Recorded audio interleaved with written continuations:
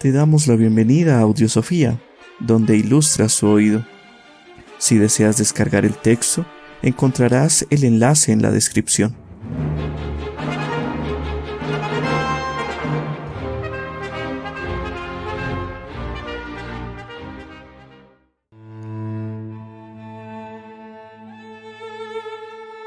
Galileo, carta a Cristina de Lorena, Gran Duquesa de Toscana. Traducción y notas de Umberto Giannini. Descubrí hace pocos años, como muy bien lo sabe Vuestra Alteza Serenísima, muchas peculiaridades en el cielo, inadvertidas hasta entonces, las que ya por su novedad, ya por algunas consecuencias sujetas a ellas y opuestas a ciertas proposiciones naturales comúnmente recibidas en las escuelas de los filósofos, me trajeron la guerra de no pequeño número de profesores como si yo, por mi propia mano y para subvertir la naturaleza y las ciencias, hubiese colocado en el cielo tales cosas. Y, casi olvidando que la abundancia de verdades concurre a la investigación, medro y afianzamiento de las disciplinas que no a su disminución o ruina, y mostrando al mismo tiempo ser más proclives a sus personales opiniones que a las verdaderas, diéronse maña para negar y elidir tales novedades que, de haber mirado con atención, quedaban aseguradas incluso por el dictamen de los sentidos. Intentaron, empero, diversas cosas, publicaron escritos atiborrados de yerros y, lo que fue más grave, sembrados de citas bíblicas entresacadas de pasajes no bien entendidos y marginales a los propósitos invocados, error en el que no habrían caído si se hubiesen detenido en un utilísimo documento de San Agustín que nos enseña a cuidarnos de hacer afirmaciones categóricas sobre cosas oscuras y difíciles de comprender a través de la sola vía del discurso, al paso que, hablando de cierta conclusión natural respecto a los cuerpos celestes, escribe así: mas ahora guardaba siempre la moderación de la piadosa prudencia. Nada temamos creer acerca de algo oscuro, para que no tengamos que odiar por amor a nuestros errores lo que acaso más tarde la verdad habrá revelado, cuanto más que ésta no puede ser de ninguna manera contraria a los libros santos, sean del Viejo o del Nuevo Testamento. Luego el tiempo ha venido sucesivamente descubriendo a todos las verdades que yo antes señalara, y con la verdad la diversidad de los ánimos. El de unos que francamente y sin rencor se negaban a admitir por reales tales descubrimientos, el de otros que a la incredulidad juntaban un sentimiento alterado. Por lo que, así como los más sabedores de la ciencia astronómica y de la naturaleza a mi primer aviso se persuadieron, así también todos los otros que no se mantenían en la negativa o en la duda, sino por la inesperada novedad y por el hecho de no haber tenido ocasión de conocer manifiestas experiencias en estas materias, poco a poco se han venido aquietando. Mas aquellos que, aparte del amor profesado a su primer error, no sabría que otro quimérico interés los vuelve, no tanto contra las cosas como contra el autor, no pudiéndolas negar, recúbrenlas con un continuo silencio y recluyendo el pensamiento en otras fantasías, exacerbados más que nunca por aquello mismo que a otros ya ha llevado tranquilidad y sosiego, se desvelan buscando nuevos medios para ofenderme. Y de tales armas no me cuidaría mayormente, así como no me he cuidado de las otras refutaciones que siempre me hicieron sonreír, seguro del éxito que habría de coronar mi esfuerzo si no hubiese divisado que las nuevas calumnias y persecuciones no van a parar a la mucha o poca doctrina de la que escasamente pretendo,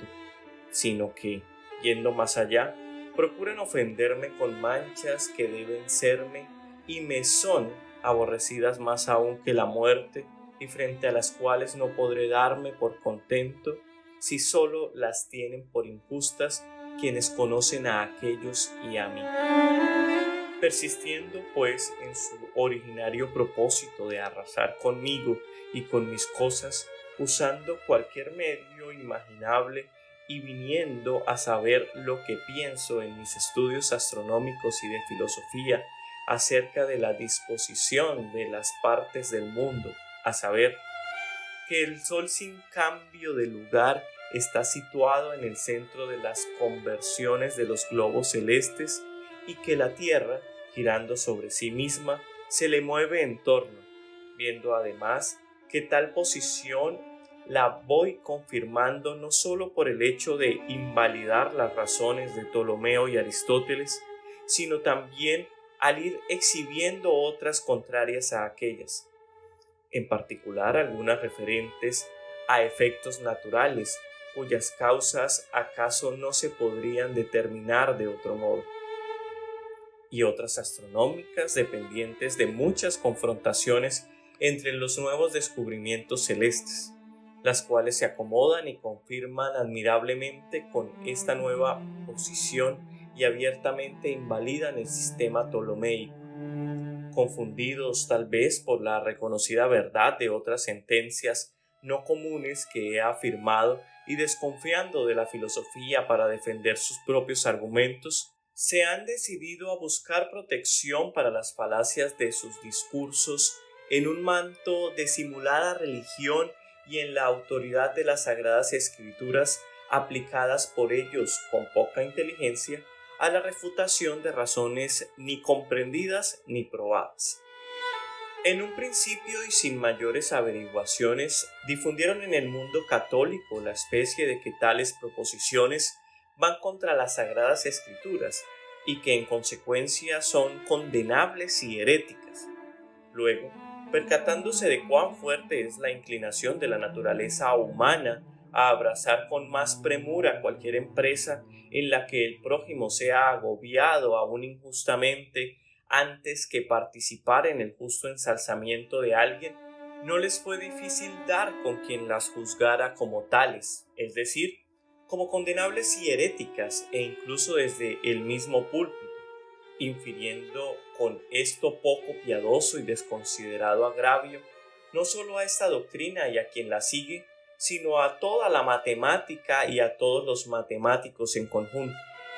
por lo que, estimulados en sus propósitos y esperando vanamente que aquella semilla que antes había echado raíces en su no sincero ánimo pudiese luego irrumpir y alzarse hasta el cielo, andan ahora murmurando entre la gente que en muy breve plazo se tendrá por herético. Y sabiendo que semejante declaración contraría no solo estas dos conclusiones, sino que también lesionaría, haciéndolas condenables, todas las demás observaciones y acertos astronómicos y naturales que guardan con aquellas correspondencia y necesaria conexión, intentan hasta donde pueden, por lo menos entre los fieles, presentar esta doctrina como nueva y mía, fingiendo no saber que su autor o su más reciente innovador o precursor fue Copérnico, católico, aún más, sacerdote y canónico, hombre estimado a tal punto que en el concilio lateranense convocado por León X, proponiéndose allí la rectificación del calendario eclesiástico, imperfecto hasta entonces por la falta de conocimientos exactos de la justa medida del año y del mes lunar, para que viniese a Roma y realizase tal reforma, fue buscado en los últimos confines de Germania. El obispo semproniense, superintendente por aquellos años en esta empresa, le confió la fatigosa tarea de determinar con más luz y certeza los movimientos celestes, por lo que Copérnico, con afanes verdaderamente titánicos y con admirable ingenio inmerso en tales averiguaciones, se adentró tanto en esta ciencia y a tal exactitud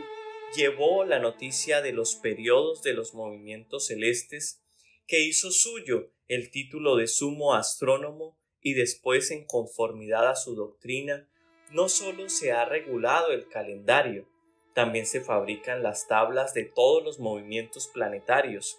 y habiendo expuesto su doctrina en 6 libros, publicóla al mundo en honor del cardenal Capuano y del obispo Culmense, y como el ilustre astrónomo se había entregado con tanto afán a la empresa por orden del sumo pontífice, dedicó posteriormente al sucesor de éste, Pablo III, su libro Las Revoluciones Celestes, obra que una vez impresa ha sido acogida desde entonces por la Iglesia, leída y estudiada por todo el mundo, sin que jamás se haya levantado la más mínima sombra de escrúpulo acerca de su contenido. A medida que se va descubriendo a partir de patentes, experiencias y necesarias demostraciones cuán bien fundada está su doctrina,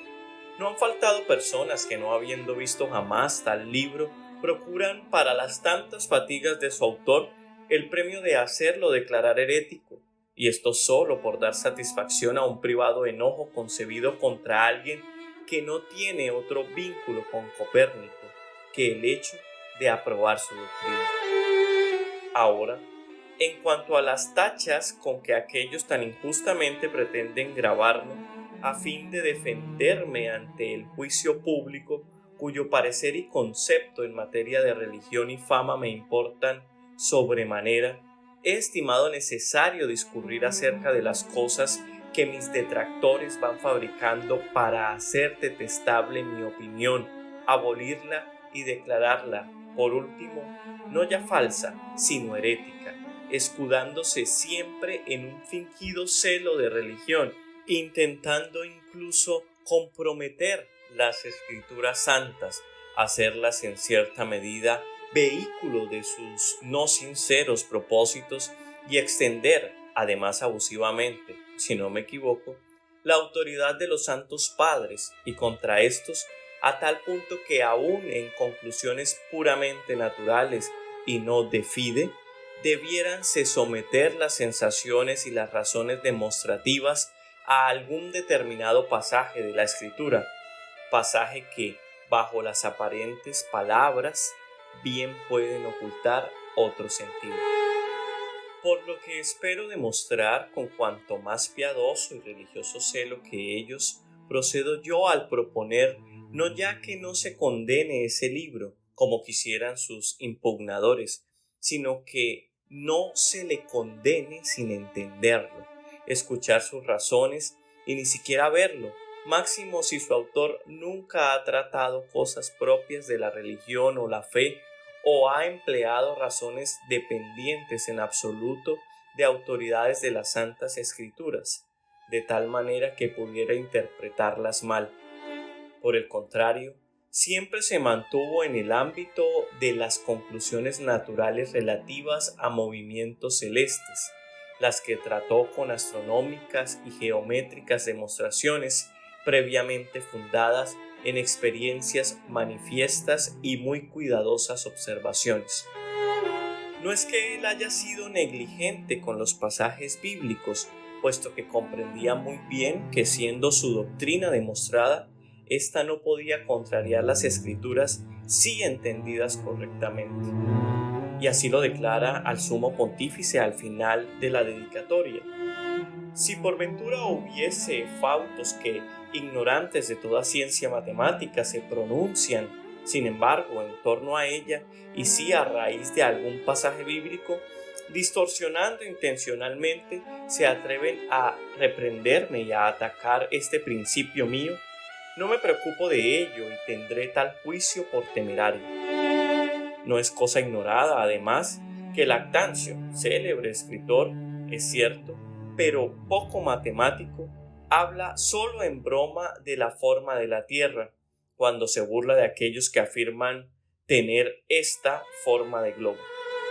Por lo que no debe maravillar a los estudiosos si algunos semejantes a este escritor se burlarán también de nosotros. Las cosas matemáticas se escriben para los matemáticos, a quienes este trabajo nuestro, si no me equivoco, podrá acarrear alguna ventaja, e incluso a la república de la Iglesia que ahora la santidad vuestra rige. Y bien, se ve que de esta especie son aquellos que se ingenian para hacer condenar tal autor, sin leerlo siquiera, y con el fin de persuadir de que esto no solamente es lícito, sino bien hecho. Andan rebuscando sentencias de las Escrituras y de los sagrados teólogos y de los concilios para aducirlas a su favor, las cuales, así como honro y tengo por suprema autoridad, a tal punto que estimaría sumo atrevimiento la de quien pretendiese contradecirlas mientras se les emplee conforme a la doctrina, instituto de la Santa Iglesia, así también creo que no sea error hablar sobre ellas cuando existe la sospecha de que alguien, movido por un interés, quiera estirarlas y servirse de ellas diversamente de lo que está en la santísima intención de la Iglesia. Por mi parte proclamo, y todavía creo que mi sinceridad se hará patente por sí misma, que mi propósito no se reduce a aceptar libremente la remoción de aquellos errores en los que por ignorancia en materias religiosas pudiera yo incurrir, sino que declaro también no desear disputa alguna aun cuando se tratase de puntos controvertidos, si en estas consideraciones extrañas a mi propia profesión, entre los errores que pudieran contener, hay algo apto para estimar a otros a dar a la Santa Iglesia alguna sugerencia, empléeselo y hágase de esto el caudal que los superiores estimen conveniente. Si no, rómpase y quémese mi escrito, que no pretendo ni imagino ganar con él fruto alguno si éste no fuese pío y católico. Aún más, si bien muchas de las afirmaciones que aquí sustento de otros las escuché con mis propios oídos, espontáneamente admito y concedo a quien las hizo que no las ha hecho, si esto le place, y confieso a sí mismo que tal vez sea yo quien entendió mal y que cuanto respondo no va dirigido a ellos, sino al que llegase a tener tal opinión. Pues bien, el motivo que ellos alegan para condenar la opinión de la movilidad de la Tierra y de la estabilidad del Sol es que, leyéndose en muchos pasajes de las Sagradas Escrituras que el Sol se mueve y que la Tierra está fija, y no pudiendo la Escritura mentir o errar jamás, se desprende de esto por necesaria consecuencia que errónea y condenable ha de ser la sentencia de quien quisiese afirmarlo primero. En cuanto a este argumento, parece necesario considerar antes que nada que está señalada santísimamente y con prudencia establecida la infalibilidad de las Sagradas Escrituras, siempre que se penetre en su verdadero sentido, el cual, no creo pueda negarse, es muchas veces recóndito y diversísimo del simple significado de las palabras. De lo que se sigue que cada vez que alguien al exponerlas, quisiese limitarse al desnudo sonido literal, podría, equivocando hacer aparecer en las Sagradas Escrituras no solo contradicciones y sentencias ajenas a la verdad, sino aún más herejías y blasfemias, y en tal caso sería necesario dar a Dios pies, manos, ojos, y por lo tanto afecciones corporales y humanas como las de ira, arrepentimiento, odio e incluso a veces el olvido de las cosas pasadas y la ignorancia de las futuras. Estas proposiciones, así como por ser dictadas por el Espíritu Santo, fueron transcritas de esa manera por los escritores sacros para acomodarse a la capacidad del vulgo demasiado vasto e inculto, así también para los que merecen ser distinguidos de la plebe es necesario que los doctos expositores las interpreten en su verdadero sentido y aduzcan las razones por las cuales fueron envueltas en aquellas palabras. Y es esta doctrina tan manifiesta y reconocida de todos los teólogos que sería superfluo invocar autoridad alguna. De aquí me parece poder inferir muy razonablemente que la misma Sagrada Escritura, cada vez que le ha tocado en caso pronunciar algún juicio natural, y máximamente tratándose de los más abstrusos y difíciles de ser comprendidos,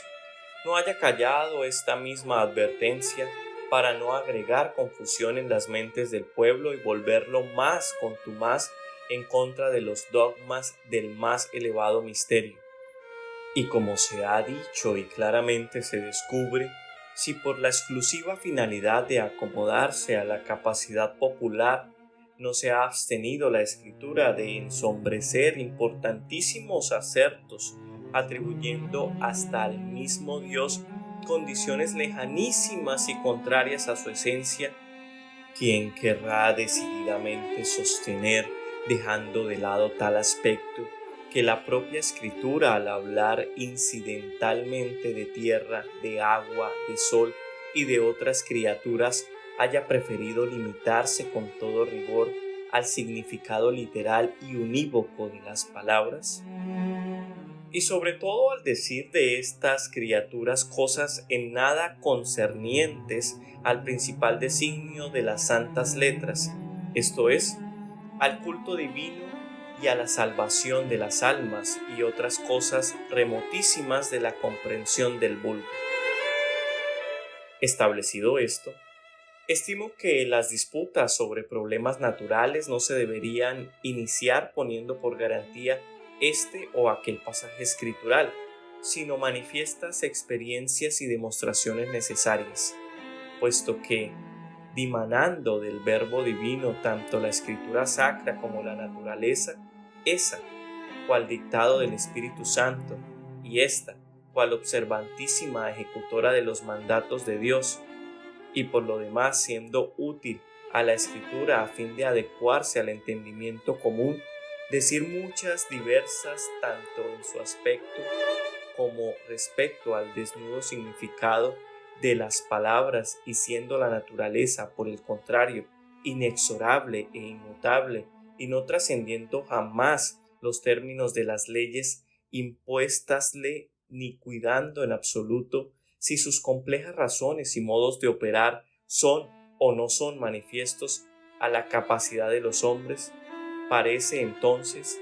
que aquel modo de operar de los efectos naturales que o las manifiestas experiencias nos coloca delante de los ojos o las necesarias demostraciones nos arrojan, no debería de ninguna manera ser puesto en duda, menos condenado por citas bíblicas de diversos semblantes, ya que no toda sentencia de la Escritura está ligada a obligaciones tan severas como lo está cada efecto de la naturaleza, ni menos excelentemente se manifiesta Dios en esta que en aquella, cosa que seguramente quiso expresar Tertuliano con las siguientes palabras: nosotros decimos que Dios primero debe ser conocido en la naturaleza y luego ser conocido en la doctrina, en la naturaleza por sus obras, en las doctrinas por las predicaciones. Mas no por esto quisiera deducir que no se deban tener en suma consideración los pasajes de las Escrituras sagradas. Por el contrario, alcanzada la certeza de algunas conclusiones naturales, debemos por medios adecuados servirnos de ellas en la verdadera exposición de tales pasajes y en la investigación del sentido que éstos necesariamente encierran, lo cual nos conduciría a verificar su concordancia con las verdades demostradas. Estoy por creer, por esto, que la autoridad de las sagradas letras tuvo principalmente a la mira infundir en los hombres aquellos artículos y proposiciones que, por superar todo humano discurso, no podían, ni por otra ciencia ni otro medio que no fuera la palabra del mismo Espíritu Santo, tornárseles creíbles, aún más que incluso en aquellas proposiciones que no son de fide, la autoridad de las sagradas páginas debe anteponerse a la autoridad de cualquier obra humana escrita no con método demostrativo, sino con pura narración e incluso con razones probables. Y diría que esto debe reputarse tan conveniente y necesario como es verdadero que la divina sapiencia supera todo humano juicio y conjetura. Que ese mismo Dios que nos ha dotado de sensibilidad, de discurso y de intelecto haya querido, posponiendo el uso de estos, procurarnos por otro medio las noticias que por aquellos bien podemos conseguir, y a tal extremo que debamos negar sensibilidad y razón aún en las conclusiones naturales que de reguladas experiencias o de necesarias demostraciones se nos vienen encima patentes a los ojos y al intelecto. Esto no creo sea necesario creerlo, y menos en lo que concierne a aquellas ciencias de las cuales una mínima partícula, y todavía en conclusiones separadas, contiene algo la Biblia. Y una de estas ciencias es justamente la astronomía, de la cual hay tan pequeñísima parte que ni siquiera se nombran allí, en la Biblia, los planetas, salvo el Sol y la Luna, y una o dos veces solamente Venus bajo el nombre de Lucifer. Si, en cambio, los escritores sacros hubiesen tenido el designio de inculcar al pueblo distribución y movimiento de los cuerpos celestes y, en consecuencia, tuviésemos hoy que instruirnos de esas cosas a través de las sagradas escrituras, no habrían sido a mi parecer tan parcos en lo que dijeron que es como decir nada en comparación a las infinitas conclusiones admirables que en aquellas ciencias se contienen y se demuestran. Y puede agregarse que los autores de las sagradas letras no solo no hayan pretendido enseñarnos la constitución y el movimiento de los cielos y de las estrellas, su figura, magnitud y distancia, sino que, aun cuando estas cosas les fueron conocidísimas con toda intención, se hayan abstenido de hacerlo. Esta es opinión de santísimos y doctísimos padres. Y en San Agustín se leen las siguientes palabras. Se suele preguntar también qué forma y figura se deben atribuir al cielo según nuestras escrituras. Muchos, en efecto, disputan en torno a estas cosas, que con mayor prudencia nuestros autores descuidan. Cosas que no auxilian a los discípulos en la conquista de la vida celeste y, lo que es más grave, les quitan un tiempo que podrían emplear en beneficio de su propia salvación. Pues, ¿qué me importa si el cielo como esfera circunde la tierra por todas partes? Puesta esta en el centro del mundo, o que la cubre desde lo alto como un disco. Pero, ya que se trata de la fe en nuestras escrituras, por aquel motivo que no una vez sola recordé, esto es, a fin de que alguien, no comprendiendo las palabras divinas cuando acerca de estos argumentos se encuentre en nuestros autores o entienda de ellos cosas al parecer adversas a las opiniones recibidas, no crea en modo alguno a aquellos que advierten o afirman cosas útiles. En pocas palabras, hay que decir que en torno a la figura del cielo nuestros autores supieron lo que la verdad posee, pero que el Espíritu de Dios, que hablaba por su intermedio, no quiso enseñar a los hombres estas cosas que en nada habrían contribuido a su salvación. Y el mismo desvío de los propios escritores sagrados en cuanto a la determinación de lo que se deba creer de tales particularidades de los cuerpos celestes reaparece en el siguiente problema que expone San Agustín en el capítulo 10 de la misma obra: si se deba pensar que el cielo se mueve o está inmóvil. Y dice así: también acerca del movimiento del cielo, algunos hermanos se preguntan si éste se mueva o esté fijo, puesto que si se moviera, dicen, no se sabría por qué se le llama firmamento. Si, en cambio, estuviese inmóvil, habría que preguntarse cómo las estrellas que se creen fijas se mueven en él de oriente a occidente, cumpliendo las septentrionales giros más breves cerca del cardinal, de tal manera que el cielo parece que rotara como esfera alrededor de otro eje, cardo. Se preguntan, pues, si existe otro eje oculto o si, Por el contrario, no hay otro eje. A estos contesto que con argumentos muy sutiles y difíciles se han examinado estos problemas con el fin de que se vea con claridad cómo están las cosas, para el tratamiento de las cuales cosas yo no tengo tiempo y no debieran tenerlo aquellos que desean preparar su salvación y la necesaria utilidad de la Santa Iglesia. Volviendo a nuestro argumento, se desprende por necesaria consecuencia que no habiendo querido el Espíritu Santo enseñarnos si el cielo se mueve o es inmóvil, ni si su figura tiene forma de esfera o de disco, o si está extendida horizontalmente, ni si la tierra está encerrada en el centro de él o a su costado, menos habrá tenido la intención de otorgarnos la certeza acerca de otras conclusiones de la misma especie y ligadas en tal manera con las antes nombradas que, sin la determinación de aquellas, no se podría aseverar esta o esa otra parte, como son la determinación del movimiento y reposo de la tierra y del sol. Y si adrede el propio Espíritu Santo ha omitido semejantes proposiciones por ajenas a su intento, es decir, a nuestra salvación, ¿cómo se podría ahora afirmar que el tener de ellas esta parte y no aquella sea tan necesario que la una sea de fide y la otra errónea? ¿Podrá, pues, ser una opinión herética y en absoluto concerniente a la salvación de las almas? ¿O ha de decirse que el Espíritu Santo ha querido no enseñarnos nada de la salvación? En cuanto a esto, yo diría lo que escuché de labios de una eminentísima autoridad eclesiástica, que la intención del Espíritu Santo fue enseñarnos cómo se va al cielo y no cómo va el cielo. Volvamos a considerar cuánto en las conclusiones naturales se deban valorar las demostraciones necesarias y las manifiestas experiencias y de cuánta autoridad las han reputado los doctos y santos teólogos, de los cuales entre cientos de otros testimonios tenemos las siguientes palabras.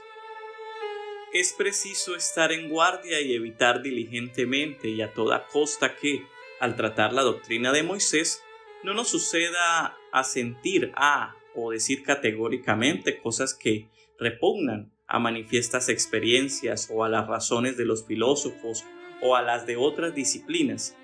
puesto que lo verdadero concuerda con lo verdadero. No puede la verdad de las Santas Escrituras estar en contradicción con las verdaderas razones y experimentos de las humanas doctrinas. Y en San Agustín se lee: y si a la prueba cierta y manifiesta se opone la autoridad de las Escrituras, quien hace esto no entiende y no opone a la verdad el sentido de las Sagradas Escrituras, que no pudo penetrar, sino más bien el suyo,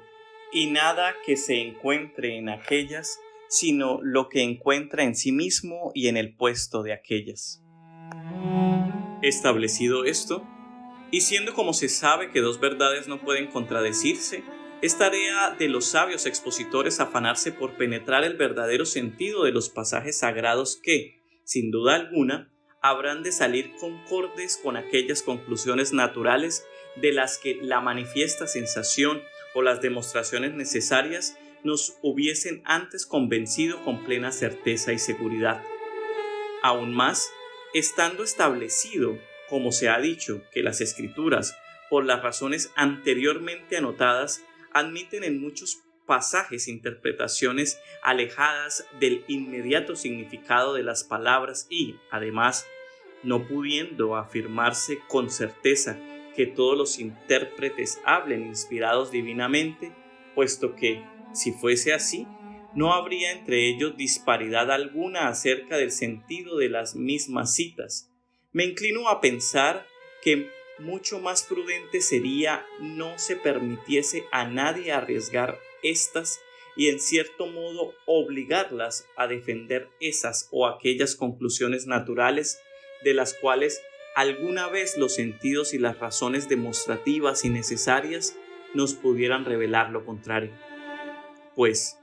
¿quién será capaz de poner término a las humanas sutilezas? ¿Y quién querrá sostener ya haber visto y sabido todo lo que en el mundo hay de sensible y cognoscible?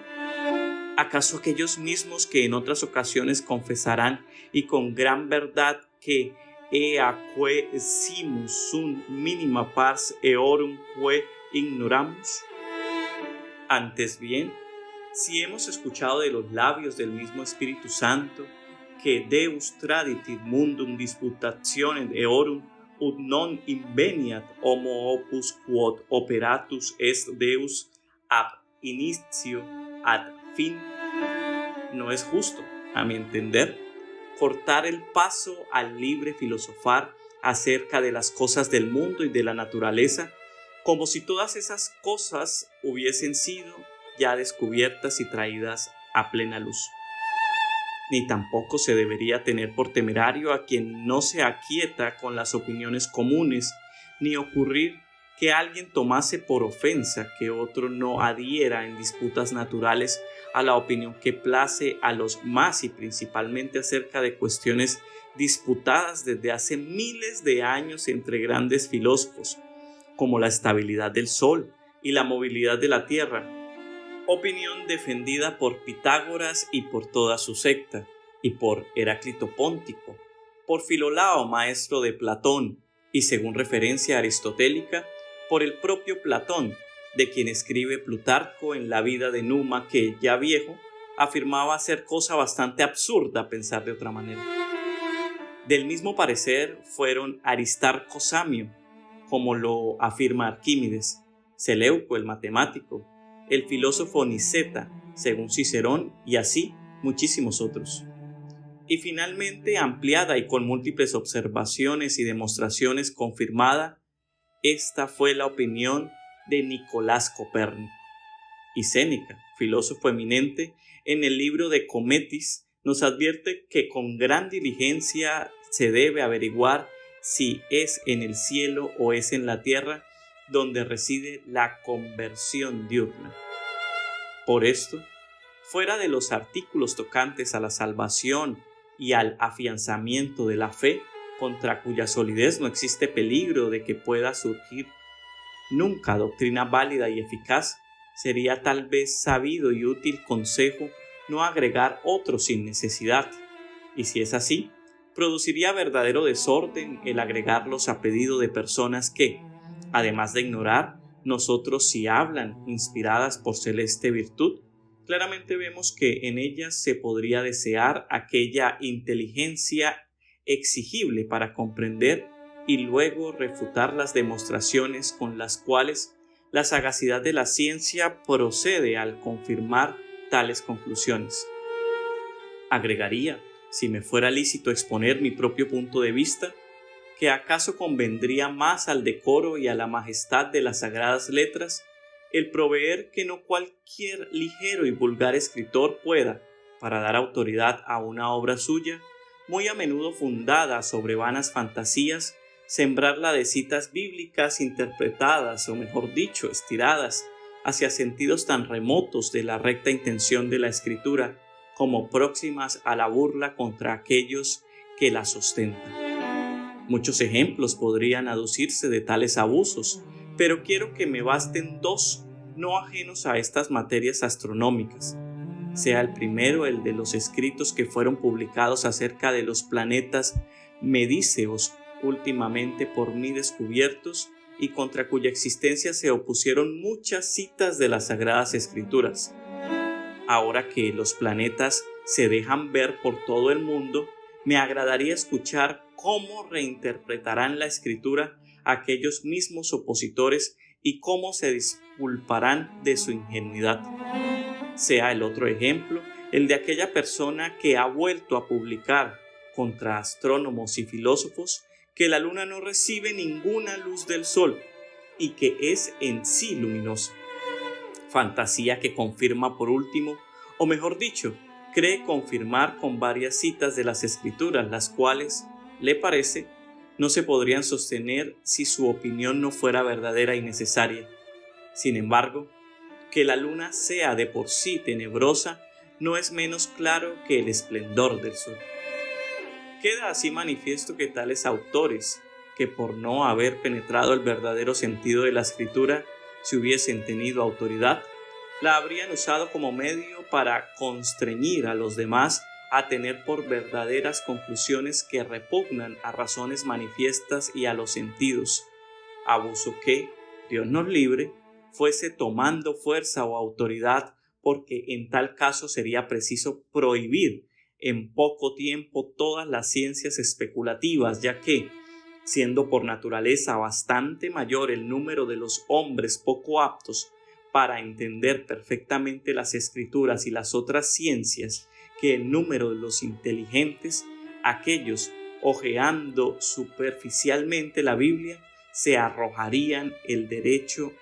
de poder decretar sobre todas las cuestiones naturales en virtud de alguna palabra mal entendida que los escritores sacros emitieran con otro propósito. Y no podría el pequeño número de los entendidos refrenar el furioso torrente de quienes habrían de encontrar tantos más secuaces cuanto al hacerse fama de sabios sin estudio y sin fatiga es cosa más suave que el consumirse sin reposo en laboriosísimas disciplinas. Mas debemos rendir gracias a Dios, quien por su bondad nos libra de este temor al despojar de autoridad a tal género de personas, restituyendo el consultar, resolver y decretar sobre asuntos tan importantes a la suma sabiduría y bondad de los prudentísimos padres y a la suprema autoridad de aquellos que, guiados por el Espíritu Santo, no pueden sino santamente ordenar, permitiendo que se desestime la ligereza de los otros. Contra esta última categoría de hombres, me parece que no sin razón se irriten los graves y santos escritores y de quienes escribe en particular San Jerónimo. La vieja dicharachera, el anciano demente, el verboso sofista, todos la dan por sabida, la escritura. La estropean, la enseñan antes de conocerla. Unos, con el cejo fruncido, grandilocuentes en el examen, filosofan sobre las sagradas letras entre mujerzuelas. Otros, pudor, aprenden de las mujeres lo que deberán enseñar a los hombres y como si esto fuera poco, con cierta facilidad de palabra, mejor, con audacia, explican a los demás lo que ellos mismos no comprenden. No digo nada de mis semejantes que, si por caso vinieron a dar a la lectura de la Biblia después de pasar por las letras profanas,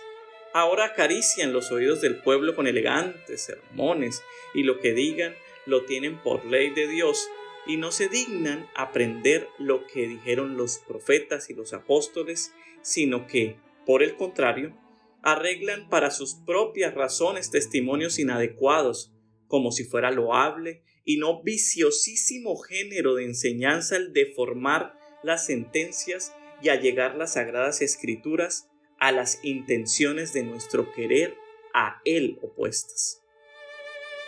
No deseo concluir en el número de tales escritores seculares a algunos teólogos, hombres a mi parecer de profunda doctrina y de santísimas costumbres y por esto tenidos en gran estima y veneración. Pero no puedo dejar de reconocer que me queda algún escrúpulo y en consecuencia el deseo de obviarlo al advertir que pretenden obligar a los demás mediante la autoridad de la Escritura a seguir en disputas naturales la opinión que les parece más concorde a las citas de aquella, desligándose al mismo tiempo de la obligación de solventar las razones y experiencias en contrario. Y para explicar y confirmar su parecer, arguyen que, siendo la teología reina de todas las ciencias, no debe por motivo alguno rebajarse en ir al encuentro de los dogmas de las otras menos dignas y a ella inferiores, sino más bien éstas deben remitirse a la primera como a suprema emperadora y mudar y alterar sus conclusiones en conformidad con los estatutos y decretos teologales. Agregan, a mayor abundamiento que cuando en una ciencia dependiente se tuviera cierta conclusión por segura, en virtud de demostraciones o experiencias, y a la cual se le encontrase en la escritura una conclusión opuesta, deberán los profesores de tal ciencia procurar invalidar sus propias demostraciones y descubrir las falacias de sus experiencias. Y esto, sin recurrir a los teólogos, que es impropio, como se ha dicho, a la dignidad de la teología rebajarse a averiguar las falacias de las ciencias sujetas a ella, bastándole el decidir sobre la verdad de las conclusiones con autoridad absoluta y con la certeza de no poder errar. Y bien, las conclusiones naturales en las que dicen debemos detenernos frente a la Escritura, sin glosar esta ni interpretarla en otro sentido que no sea el inmediato de las palabras, serían, según tal parecer, aquellas de las que la Escritura habla siempre de la misma manera y que los santos padres han recibido y expuesto con unánime sentimiento. Ahora, en cuanto a estas condiciones, quisiera examinar algunos pormenores que propondré con suma cautela al juicio de quienes siempre me someto por ser más entendidos que yo en estas materias. En primer término, es de temer que se deslice algún equívoco mientras no se precisa qué preeminencia hace digna a la Sagrada Teología del título de reino. Podría ser tal o bien porque lo que enseñan las otras ciencias estuviese incito y demostrado en ella, pero con medios más excelentes y más sublime doctrina, así como, por ejemplo, las reglas de mensura de terrenos y las reglas de contar mucho más eminentemente se hallan contenidas en la aritmética y geometría de Euclides que no en la práctica de los agrimensores y computistas, o bien porque el objeto del que se ocupa la teología fuese superior en dignidad a todos los otros objetos propios de las otras ciencias, y porque además emplease en sus enseñanzas medios más sublimes. Que a la teología convenga título y autoridad regios, como supuesto en la primera hipótesis, no creo que lo podrán afirmar aquellos teólogos que posean alguna versación en las otras ciencias, entre los cuales, pienso, ninguno asevere que estén mucho más óptima y exactamente incluidas geometría, astronomía, música y medicina en los libros sagrados que en Arquímedes, en Ptolomeo, en Boecio y en Galeno.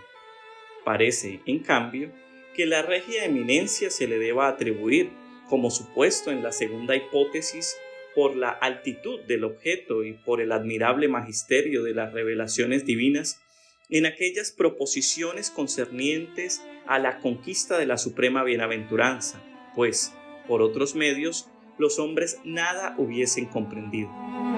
Ahora bien, si la teología, por preocuparse de altísimas reflexiones, contemplación y divine, y por dignidad ocupa el trono regio entre todas las disciplinas, y si no desciende a las más bajas y humildes especulaciones de las ciencias inferiores, e incluso, como antes se ha dicho, ni se cuida de ellas por ser ajenas a la conquista de la bienaventuranza,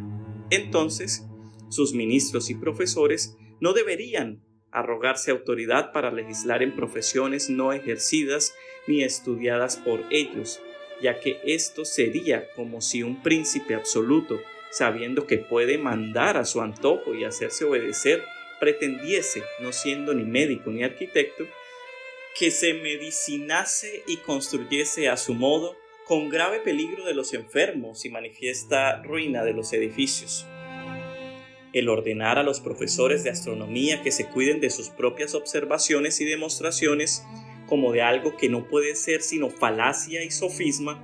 constituye un mandato más que imposible de cumplir, porque no solo se les ordena que no vean lo que ven y no comprendan lo que comprenden, sino que encuentren lo contrario de aquello que, buscándolo, les cae entre las manos.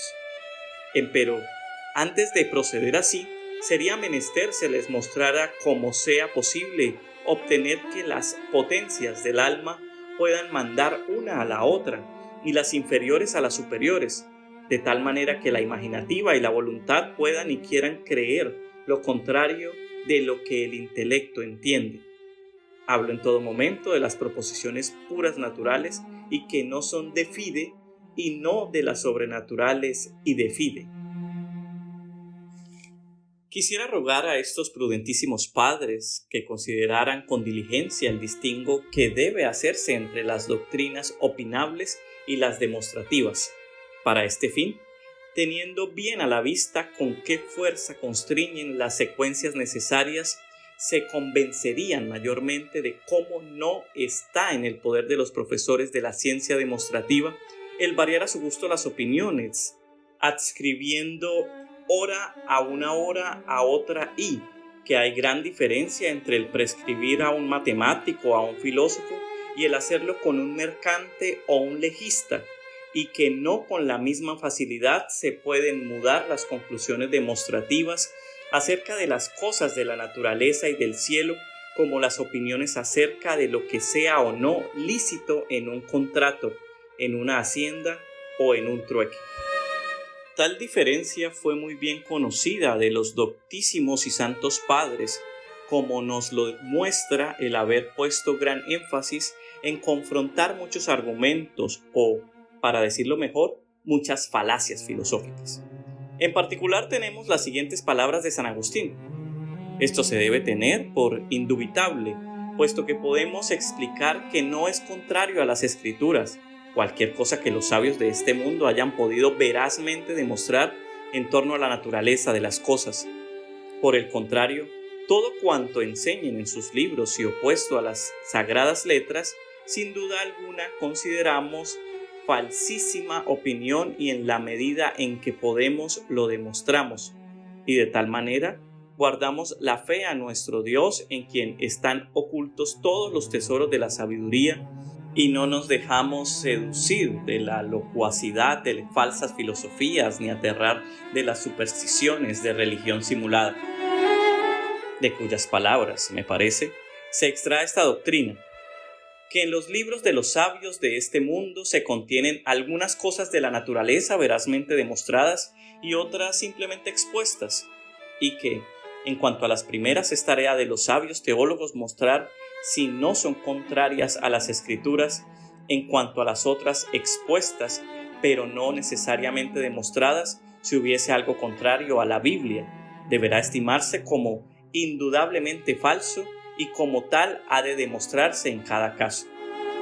Si, por tanto, las conclusiones naturales fehacientemente demostradas no han de posponerse a las citas de la Escritura, y si declarar como tales citas no contradicen esas conclusiones, entonces es menester, antes de condenar una proposición natural, probar que no es una demostración necesaria, y deben hacer esto no los que ya la tienen por verdadera, sino aquellos que la consideran falsa, lo cual parece muy razonable y conforme a la naturaleza, o sea que, con mucha más facilidad, pueden encontrar falacias en un discurso quienes lo estiman falso que quienes lo creen verdadero y concluyente. Mas, por lo que respecta a nuestro asunto, ocurrirá que los seguidores de esta opinión, cuanto más revisen los papeles, examinando razones, replicando observaciones y cotejando experiencias, tanto más se sujetarán a su parecer. Y bien sabe vuestra Alteza lo que sucedió al anterior matemático del estudio de Pisa, que habiéndose puesto en su vejez a fisgar la doctrina de Copérnico con la esperanza de poder probar su falsedad, ya que entonces sin conocerla la tenía como tal, acaecióle que no apenas vislumbró sus fundamentos, su curso y demostraciones, quedó persuadido y de impugnador volvióse firme prosélito. Podría citar también a otros matemáticos quienes, movidos por sus últimos descubrimientos matemáticos, han reconocido la necesidad de variar la actual concepción del mundo, insostenible desde todo punto de vista. Si para remover del mundo esta opinión y doctrina bastase cerrar la boca de uno solo, la cosa sería facilísima de hacer, como realmente lo creen aquellos que, midiendo el juicio ajeno con el propio, paréceles imposible que tal opinión logre subsistir y encontrar adeptos. Pero el asunto marcha de otro modo, pues para alcanzar tal propósito deberían prohibirse no solo el libro de Copérnico y el de otros autores aunados en esa misma doctrina, sino la entera ciencia astronómica, y hasta habría que prohibir a los hombres mirar hacia el cielo para que no viesen a Marte y a Venus, ora muy cerca de la Tierra, lejanísimas, y con tanto diferencia que esa aparece 40, aquel 60 veces mayor en una de las observaciones, y para que no se mostrase la misma Venus ya redonda, ya falcada y con delgadísimos cuernos, y tantas otras observaciones manifiestas que de manera alguna se adecúan al sistema ptolomeico y que, en cambio, son sólidas confirmaciones del copernicano. Mas prohibir a Copérnico ahora, cuando las múltiples nuevas observaciones y el interés despertado por su obra van revelando día a día más verdadera y firme su doctrina, habiéndose aceptado durante tantos años cuando era menos seguida y confirmada, parecería, a mi juicio, ir contra la verdad y tratar de ocultarla justamente cuando más clara y patente se muestra. Y no suprimir totalmente el libro, sino condenar por erróneo solo aquel particular acerto sería, si no me engaño, mayor detrimento para las almas, al dejarles ocasión de ver probado un hecho en el cual sería luego pecado el creer. Por último, prohibir toda la ciencia. ¿Qué otra cosa sería sino condenar 100 o más pasajes de las Sagradas Escrituras donde se nos enseña cómo la grandeza y gloria del sumo Dios maravillosamente se manifiesta en todas sus obras y divinamente se leen en el abierto libro del cielo? No es que yo crea que la lectura de los elevadísimos conceptos escritos en esas páginas sagradas acabe en el solo ver el esplendor del sol y el de las estrellas y su nacer y ocultarse, que eso es límite hasta donde alcanzan los ojos del vulgo y de los animales. No, porque hay en todo esto tantos y tan profundos misterios y sublimes conceptos que ni las vigilias, ni las fatigas, ni el continuado estudio de cientos y cientos de sutilísimos ingenios a través de miles y miles de años han logrado todavía penetrar enteramente en tales enigmas. E incluso los ignorantes intuyen que así como lo que sus ojos comprenden al mirar el aspecto externo de un cuerpo humano es muy poca cosa en comparación con los admirables artificios que allí encuentra un aplicadísimo y refinado anatomista y filósofo al escudriñar el empleo de tantos músculos, tendones, nervios, huesos, examinando las funciones del corazón y de otros órganos principales, oteando las fuentes de las facultades vitales, observando las maravillosas estructuras de los receptores sensoriales y sin terminar jamás de asombrarse ni darse por satisfecho, contemplando los recursos de la imaginación, de la memoria y del discurso. De la misma manera, lo que representa el puro sentido de la vista es como nada en proporción a las altas maravillas que, merced a las prolongadas y prolijas observaciones, el ingenio de los sagaces descubre en el cielo. Y acerca de este particular, lo dicho paréceme suficiente. Ahora, por lo que respecta a aquellas proposiciones naturales de las que la Escritura dice siempre lo mismo y reciben concordemente todos los padres, en el mismo sentido a los que atañen, que deben ser entendidas conforme al significado inmediato de las palabras y sin glosas o interpretaciones, aceptadas y tenidas por verdaderas,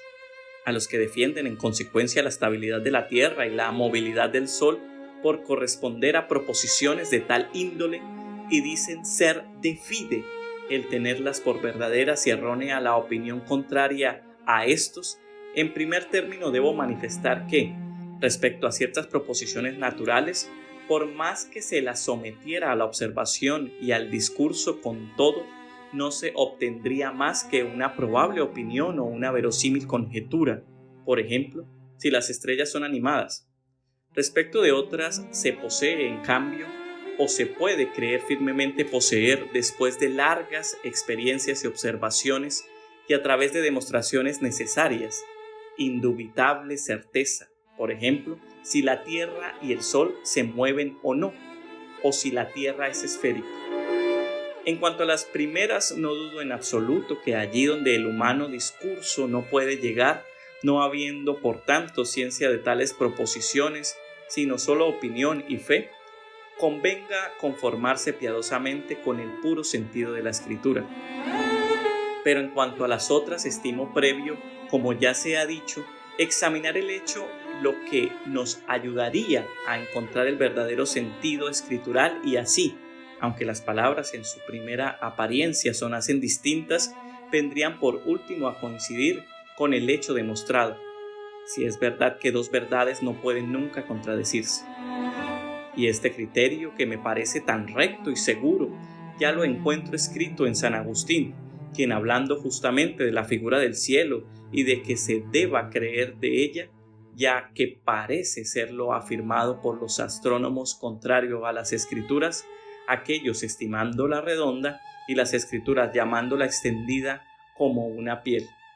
Establece el Santo Padre que no debe preocuparnos si la Biblia contradice a los astrónomos, sino creer en la autoridad de ella cuando lo que éstos declaran sea falso y fundado solo en conjeturas propias de la debilidad humana. Mas, si llegaran a probar con tales indubitables lo que afirman, no dice que se ordene a los astrónomos, violando sus propias demostraciones, darlas por falsas.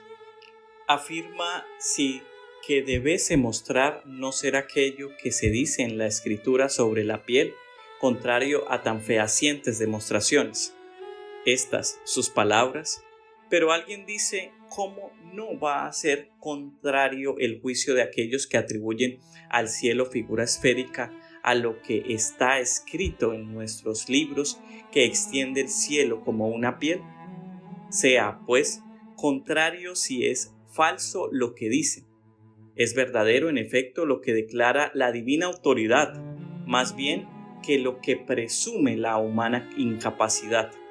Pero, si por ventura aquellos logran demostrar su teoría con tales documentos que sea imposible ponerla en duda, será preciso demostrar que cuanto está dicho en nuestros libros acerca de la piel no contradice esas probadas razones. Luego nos advierte que no debemos cuidar menos de hacer concordar una cita testamentaria con una proposición natural demostrada que otra cita que sonase contradictoria.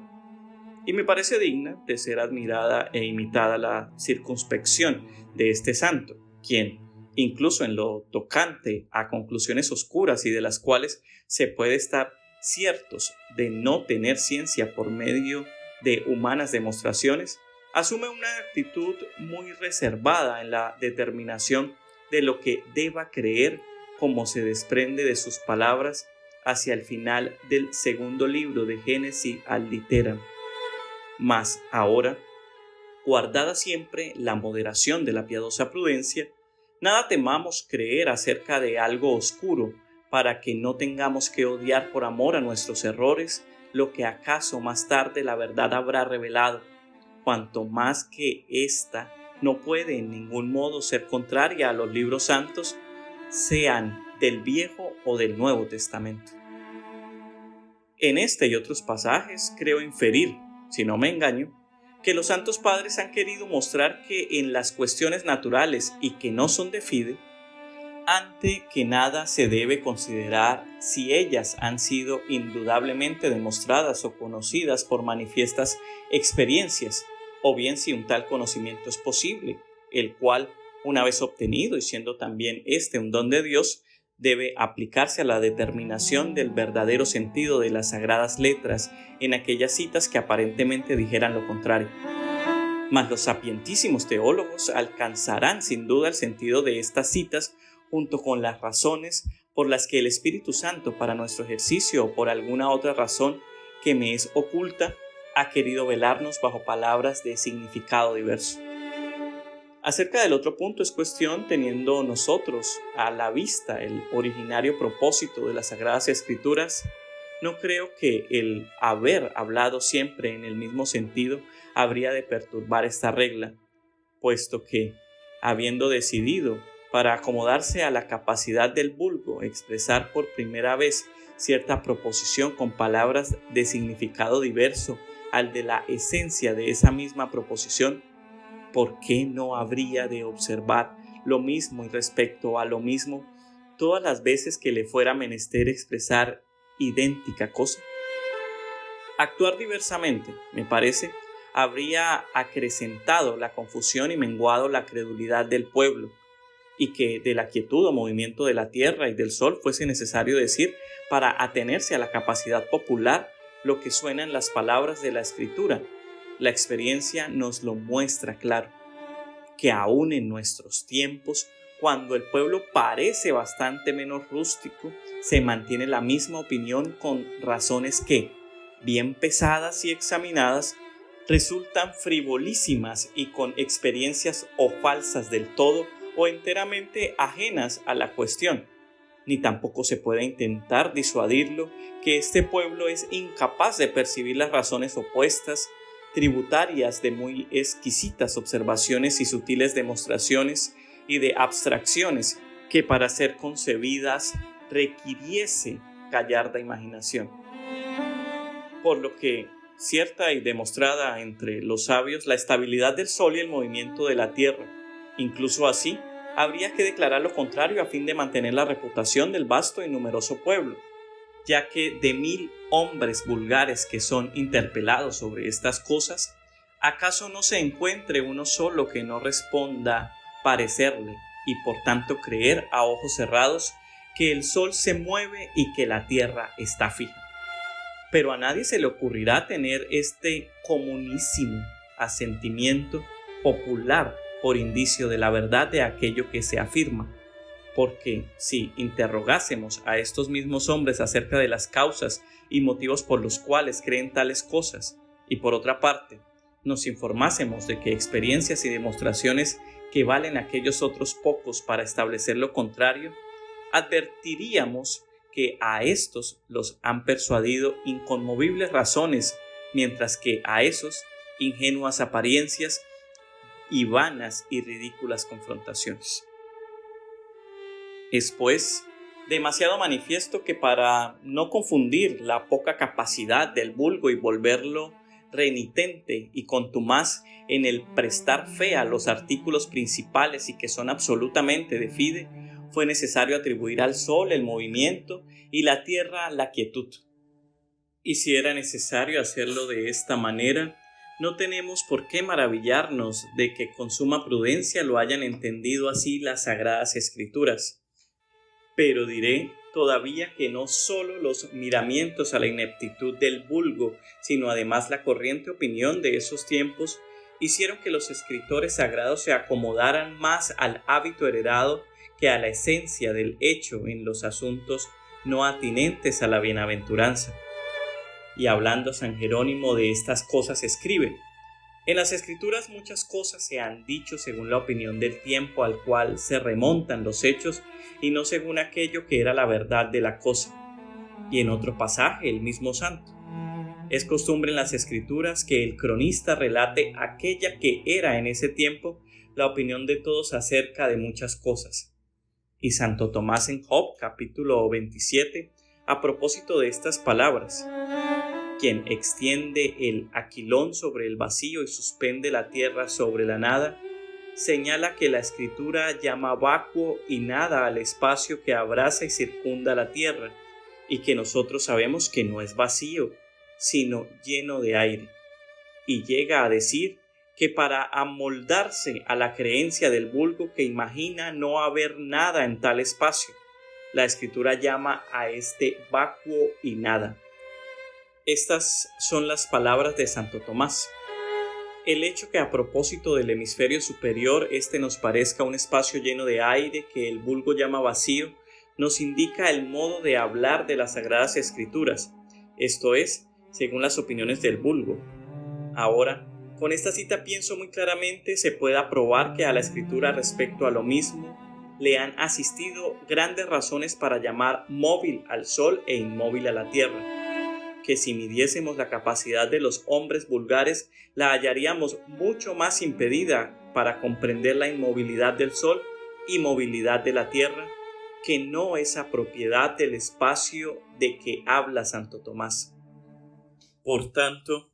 en este punto que no ofrecía tanta dificultad a la comprensión del vulgo, si los autores sagrados se abstuvieron de persuadirlo, no podrá tenerse sino como muy razonable que en otras proposiciones tanto más intrincadas hayan observado igual predicamento. Incluso el mismo Copérnico, conociendo qué fuerza adquieren en nuestra fantasía una arraigada costumbre y un modo de concebir las cosas que se nos hace familiar desde la infancia, a fin de no agregar confusión y dificultad a nuestra abstracción, después de haber desarrollado que los movimientos atribuidos por nosotros al sol o al firmamento son, en verdad, de la tierra, cuando llega el momento de reducirlos en tablas e imponer su empleo, los va nombrando como si fuesen del sol y del cielo superior, y habla de nacimiento y puesta de sol y de las estrellas, de variaciones en la oblicuidad del zodíaco y de variaciones en los puntos del equinoccio, de anomalía y prostáferes y helióferas y de otros tantos fenómenos que sabemos son realmente de la Tierra. Pero, puesto que estamos ligados a ella y participando en consecuencia de todos sus movimientos, estos no los podemos reconocer aquí, por lo que los remitimos a los cuerpos celestes en los cuales nos parecen residir, y así los nombramos como efectuados allá donde parecen realizarse. Véase, pues, cuán acertado sea acomodarse a nuestro habitual modo de entender. Pero aún en el supuesto que respecto a acertos naturales cuyo contenido está en alguna relación con citas de la Sagrada Escritura expuestas concordemente y en el mismo sentido por todos los padres, se tuviera que tomar la resolución de condenarlos o admitirlos, no veo, sin embargo, que esta norma pudiese ser aplicada en nuestro caso, dado que a propósito de una misma cita se lee en los padres diversas interpretaciones, y dice Dionisio Areopagita que no el sol se detuvo, sino el primer móvil, pensamiento que encontramos también en San Agustín cuando afirma que se detuvieron todos los cuerpos celestes, y otro tanto opina el abulense. Pero lo que es más, entre los autores hebreos y a quienes aplaude Joseph, algunos pensaron que en verdad el sol no se detuvo, sino que así pareció a los israelitas por la brevedad del tiempo en que derrotaron a sus enemigos. Así, Pablo Burgense cree que el milagro en tiempos de Ezequías no se efectuó en el sol, sino en el primer cielo, Oríbulo. Pero hay quienes, no pudiendo o no queriendo comprender las demostraciones y experiencias con las que el autor y los secuaces de esta nueva doctrina la confirman, pretenden allegar las escrituras en su auxilio sin percatarse de que cuanto más estiran las citas sagradas y cuanto más persisten en afirmar ser clarísimas y no admitir otro sentido que no sea el que quieren darles, cuanto mayor perjuicio acarrean a la dignidad de ellas, incluso si el juicio de tales impugnadores fuese muy autorizado. Sí, más tarde, la verdad de la opinión contraria, manifiestamente conocida, trae nueva confusión, al menos a aquellos que están separados de la Santa Iglesia y a quienes ésta, con celo maternal, desea recibir en su gremio. Vea pues, Alteza vuestra, con qué desorden proceden los que en las disputas naturales toman las Sagradas Escrituras a menudo malentendidas como primera y principal defensa de sus opiniones. Pero si estos sujetos estiman y creen poseer verdaderamente el sentido de un particular pasaje testamentario, es menester por necesaria consecuencia mantengan también la certeza de poseer en sus manos la absoluta verdad de aquella conclusión natural que pretenden rebatir y, juntamente, echen de ver que llevan gran ventaja sobre el adversario defensor de la parte falsa, pues acaece que a quien toca defender la verdad puede mostrar de su lado muchas experiencias manifiestas y muchas demostraciones necesarias, al paso que el adversario no puede valerse más que de engañosas apariencias, de paralogismos y falacias. Y bien, si ellos contentándose dentro de los límites naturales y no oponiendo otras armas que las filosóficas se saben tan superiores en todo al adversario, ¿por qué cuando vienen al encuentro no echar mano inmediatamente de un arma tan inevitable y tremenda para aterrar con su sola presencia al contendor? No. Si debo decir verdad, creo que ellos son los primeros aterrados y, sintiéndose incapaces de mantenerse incólumes contra los asaltos del adversario, buscan la manera de tenerlo a distancia, impidiendo el empleo del discurso, don este de la divina bondad, y abusando del testimonio de la Sacra Escritura que, bien comprendida y manejada, jamás no puede, conforme a la común sentencia de los teólogos, contradecir las manifiestas experiencias y las necesarias demostraciones. Y, si no me engaño, el que esta gente se ampare en los libros santos a fin de ocultar su ineptitud, no ya para resolver, sino para comprender las razones contrarias, no debería serle de provecho alguno, puesto que hasta aquí jamás la Santa Iglesia ha condenado nuestras opiniones. Y, si esta gente quisiera proceder con sinceridad, debería, callando, confesarse inexperta en tales materias, o bien, reconocer primero que no es el arbitrio suyo ni el de otros que no sean el sumo pontífice o los sagrados concilios declarar erróneo un juicio, pero sí que está en su arbitrio disputar acerca de la falsedad del mismo. Por lo demás, siendo imposible que haya acerto alguno verdadero y herético a la vez, debería preocuparse de aquello que más le compete, es decir, de demostrar que es falso y, una vez hecha manifiesta su falsedad, no sería ya necesario el prohibirlo, que nadie lo seguiría, o en caso de prohibirlo, esto no acarrearía escándalo alguno. Aplíquese pues, y antes que nada, a controvertir las razones de Copérnico y de otros. Deje, después, el condenarlas por erróneas y heréticas a quien corresponde, y no espere encontrar por anticipado en los circunspectos y sapientísimos padres y en la absoluta sabiduría de aquel que no puede errar, repentinas resoluciones propias de quien se precipita movido por particulares sentimientos o intereses, porque acerca de estas y otras proposiciones que no son directamente de fide, resulta indudable ser el sumo pontífice quien decida de su condena o admisión, que no está en la potestad de criatura humana el volverlas verdaderas o falsas, o sea, diversas de lo que ellas son por su naturaleza y de facto. Parece, pues, mejor designio el asegurarse primero de la necesidad e inmutable verdad del hecho sobre el cual nadie tiene imperio, y no, al condenar una parte, faltos de certidumbre por añadidura, despojarse de la autoridad y libertad de poder elegir siempre, reduciendo así, bajo el imperio de la necesidad, aquellas determinaciones que al presente son indiferentes, libres y confiadas al arbitrio de la autoridad suprema. En resumen, si no es posible declarar herética una conclusión mientras exista la posibilidad de que sea verdadera,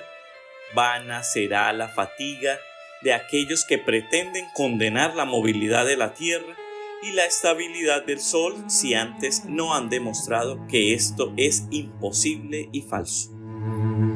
Queda por ver finalmente hasta dónde es verdad que se pueda tomar el pasaje de Josué sin alterar el nudo significado de las palabras y cómo pudo acaecer que, obedeciendo el sol a la orden de Josué, a esto siguiera la prolongación del día.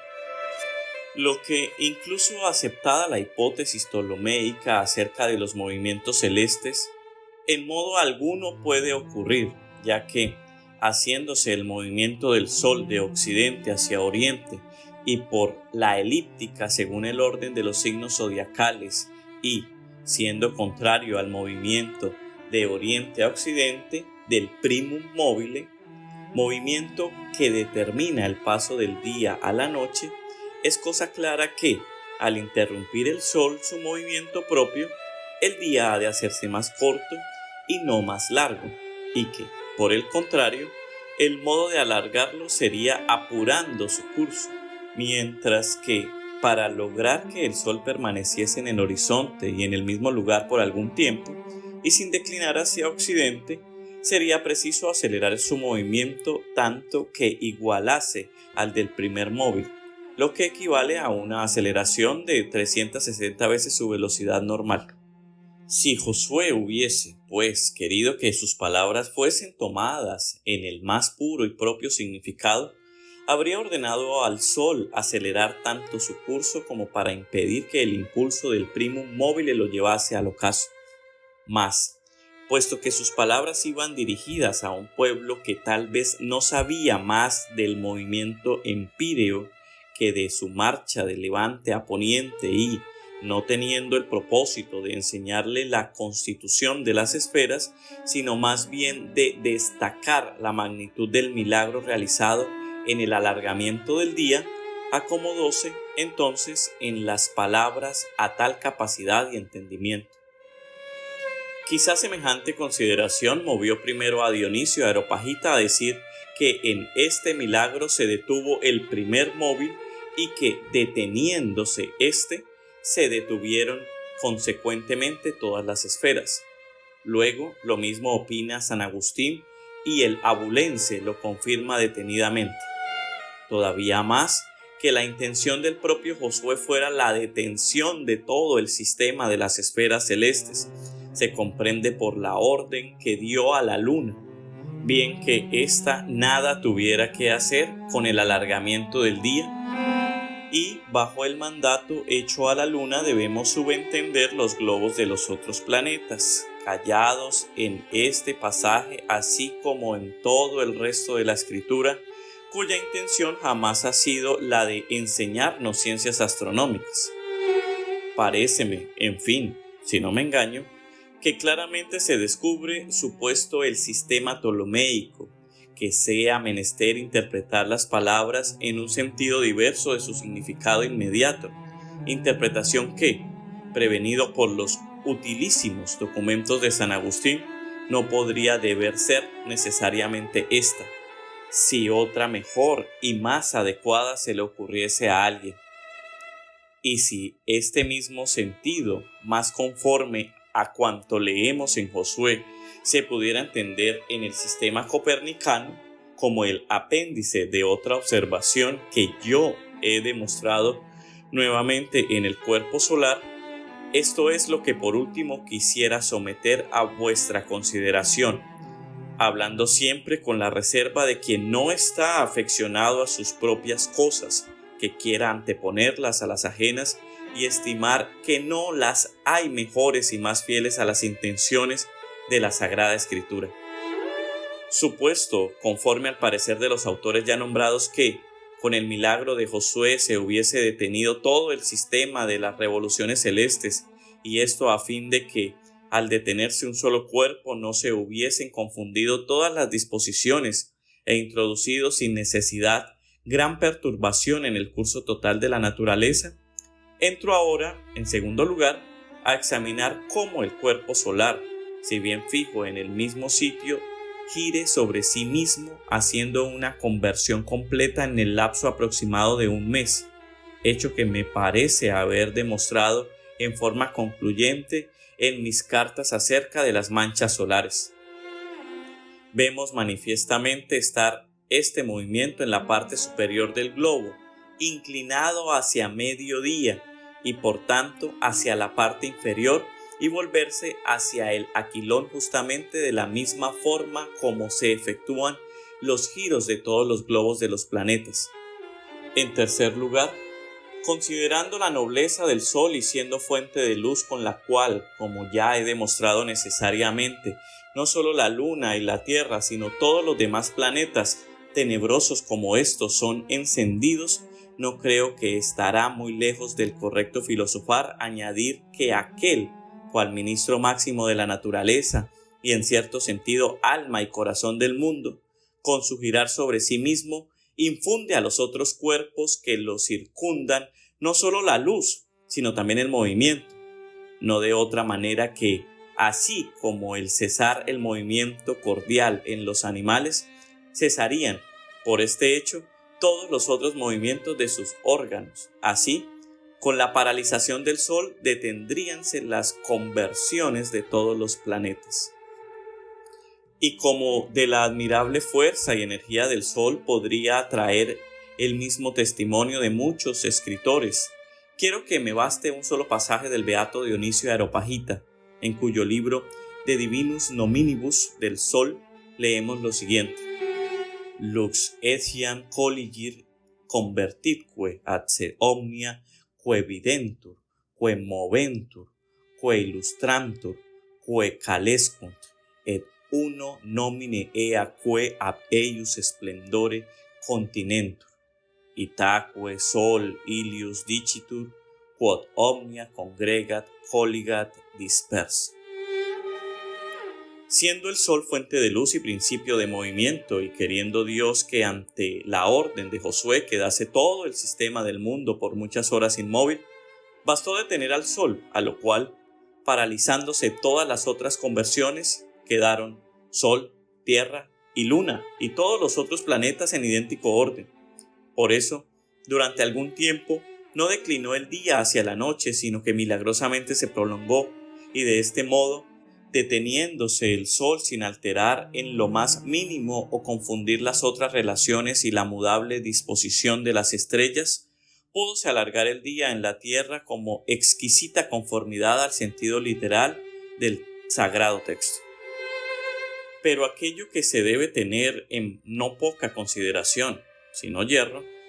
es que con la orientación copernicana se alcanza abierto y fácil el sentido literal de otro aspecto que se lee en el mismo milagro. Esto es, que el Sol se detuvo en el medio del cielo,